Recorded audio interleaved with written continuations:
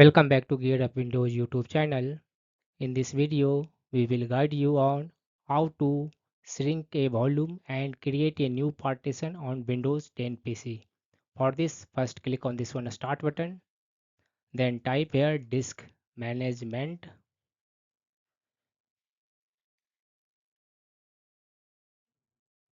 In the search results, click on this one create and format hard disk partitions option. Once disk management opens, select the disk select the partition and right click on it. Then choose this one shrink volume option. If you need, you can set a size at here. Then click on this one shrink button. This will create an unallocated partition. To assign a drive letter, right click on it. Select this one new simple volume option. Then click on this one next button. Here you can set the size in MB.